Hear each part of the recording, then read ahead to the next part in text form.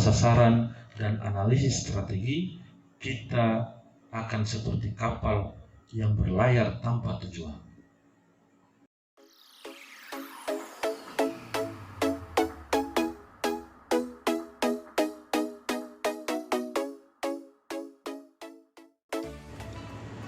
Bismillahirrahmanirrahim. Assalamualaikum warahmatullahi wabarakatuh. Pada kesempatan kali ini kita akan membahas materi tentang manajemen strategi. Manajemen strategi ini secara umum sangat penting posisinya dalam aktivitas berorganisasi, baik itu secara organisasi publik maupun perusahaan dan organisasi-organisasi pembelajar lainnya. Sehingga literasi tentang manajemen strategik posisinya sangat dibutuhkan dalam proses pengelolaan organisasi. Pentingnya literasi tentang manajemen, terutama manajemen strategik, karena semua manusia dan organisasi pasti mempunyai tujuan, dan dalam mencapai tujuan kita membutuhkan cara yang tepat dan cerdas dalam mewujudkannya. Dan salah satu dari tujuan manajemen strategi adalah menyediakan informasi dan pengetahuan tersebut. Oke, kita akan masuk pada pembahasan manajemen strategi. Ketika mendengarkan kata strategi, pikiran dan informasi yang selama ini kita dengar pasti tertuju pada diksi tentang perang dan dunia politik. Perang tidak selalu soal angkat senjata. Politik juga tidak selalu soal tentang siapa yang paling benar dan siapa yang harus memenangkan pertarungan tersebut. Tetapi menurut Sun Tzu, ya, ada ahli militer besar di zaman Cina kuno namanya Sun Tzu, itu mengajarkan cara untuk memenangkan perang bahkan tanpa mengangkat senjata, dan itu dijelaskan oleh Sun Tzu dalam bukunya yang sangat fenomenal yang berjudul The Art of War. Sun Tzu mengajarkan berbagai hal yang harus dilakukan untuk memperoleh kemenangan. Misalnya, memperhatikan faktor moral, intelektual, situasional.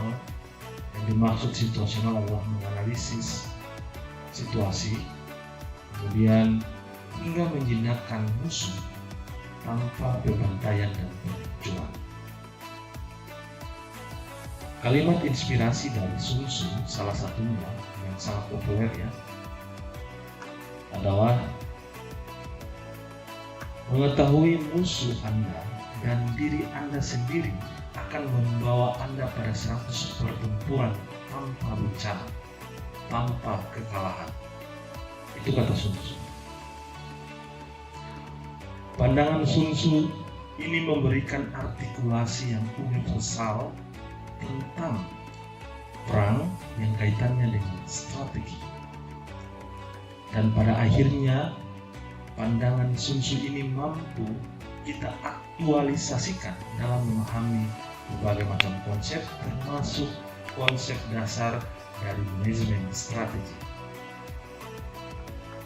Artinya, strategi disusun pada dasarnya untuk membutuhkan respon terhadap perubahan eksternal yang relevan dari suatu organisasi. Perubahan eksternal tersebut tentunya akan dijawab dengan memperhatikan kemampuan internal dari suatu organisasi.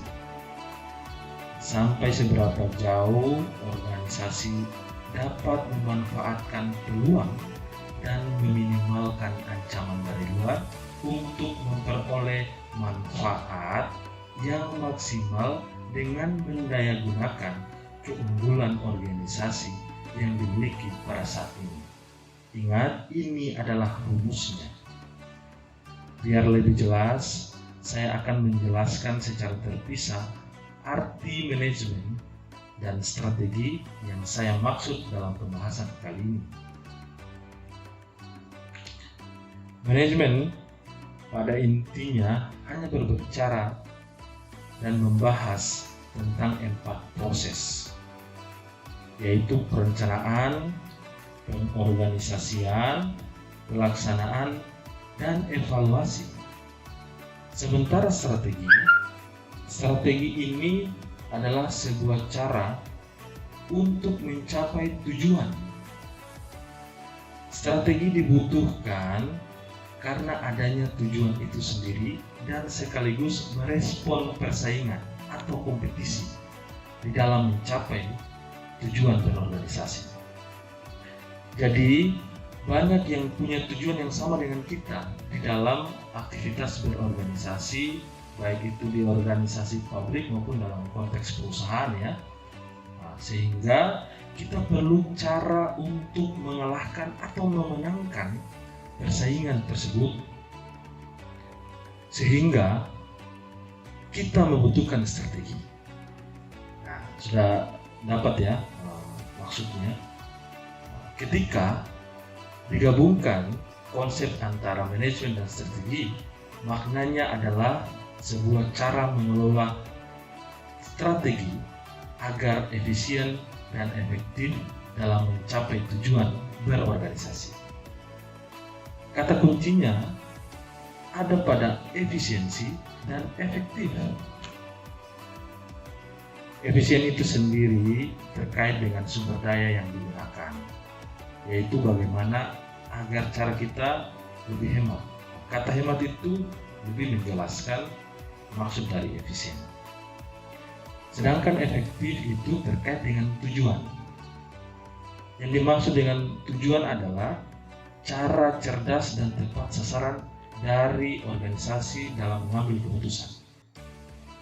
Ya, dengan demikian maka kita sudah mengetahui konsep dasar dari manajemen strategi. Oke, kita lanjut lagi di dalam manajemen strategi. Setelah memahami konsep dasarnya, kita akan masuk pada tahapan dari manajemen strategi. Ada 3 tahapan dalam manajemen strategi.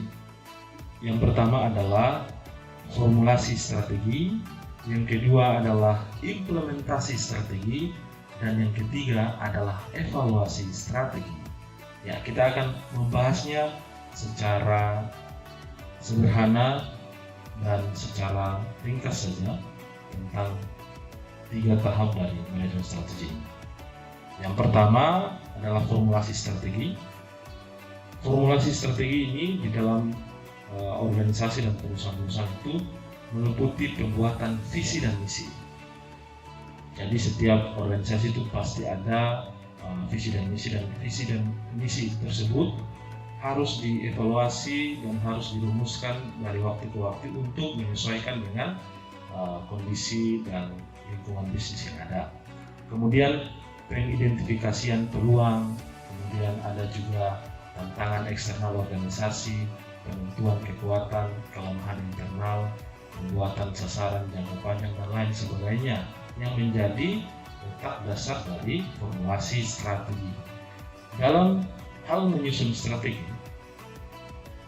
tokoh strategi saat ini ya, di era modern yang dikenal dengan Fred M. David ini membagi proses ke dalam 3 aktivitas, yaitu input, proses, dan output.